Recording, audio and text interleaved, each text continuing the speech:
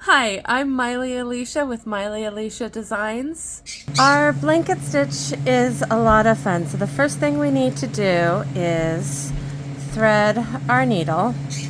I'm using the needle threader method, though in an earlier YouTube there are a tutorial for a couple different ways to thread your needle.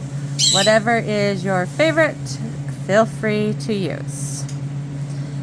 Next thing we need to do is the other end and tie a knot. I'm going to do the sewn through knot. Again, this is one that I have a more in-depth tutorial on. Come on. Normally I just slide it through my fingers trying to show it. It is a little bit more difficult. And Pip is saying hi tonight. Okay. So your blanket stitch can be done in a variety of ways. Most of the time it's done on the edge to decorate our edges, though we can also do it in the middle. I'm going to start in the middle of mine. So I come up, so my knot is to the back side. My yarn is a little long, so I'm gonna go ahead and shorten up my thread just a little bit. So what you're gonna do is your blanket stitch runs in two directions. So it runs the length of the material you're covering, so that your hems or anything, and it also goes up, creating kind of like a book binding. And these can be done in multiple, this should be connecting perfectly even. You can do them different heights. You can do them different colors. A lot of variations for our blanket stitch. So what you're going to do is I'm going to come to the top, to up high, and I'm going to go in and I'm going to fold and coming back out, so I'm on that same line. Forms kind of an L shape when it's all said and done. So I want to keep it roughly even over, come back out.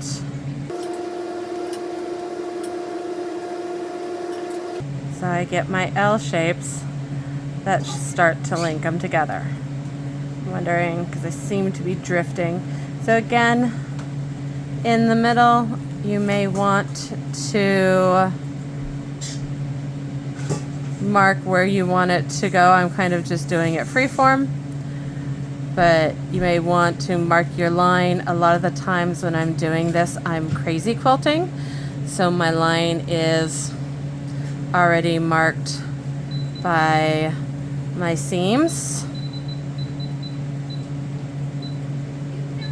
or you're doing it on the edge, so again your line's marked by the edge of your material.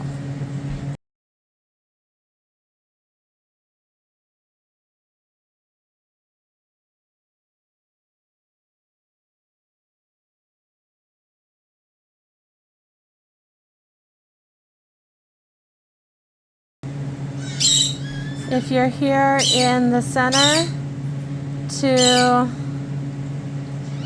end this, I'm just going to send straight back down right next to where I came up,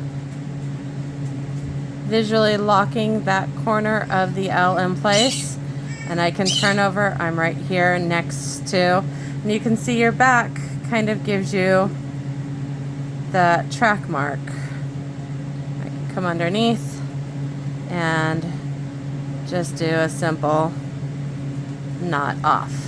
Remember, when you trim your thread, don't trim next to the knot. You're likely to cut it. you want to give it just a little bit of a tail. So to do it again, this time I'm going to do the edge of my, so like it was a hem.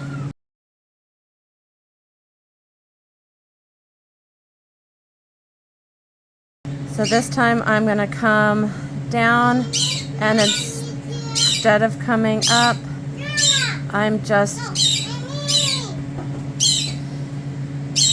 so you're going to come in, and when you come up, you're going to come through the loop so that it sits here at the edge. So this piece is sitting here.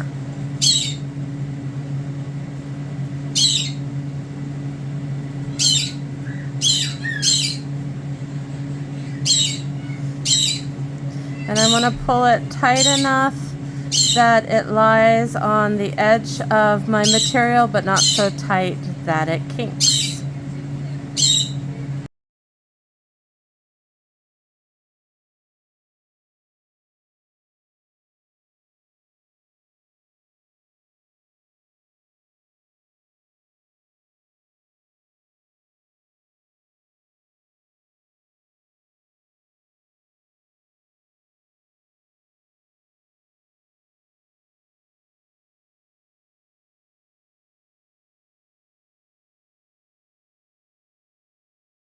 So you want it to look basically the same on each side.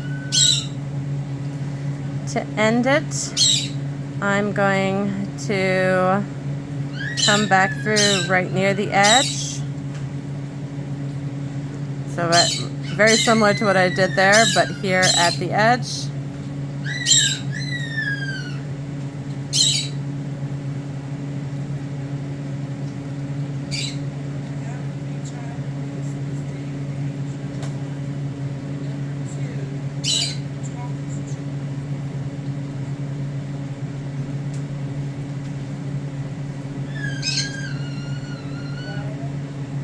And what I'm just trying to do is to control the threads so it's harder for them to wiggle their way out here at the end. So if I cover that up.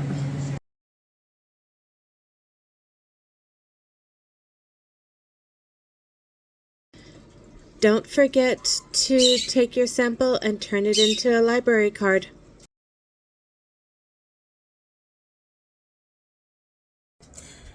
Thank you. We will be adding more stitches to our stitch library. Please check back.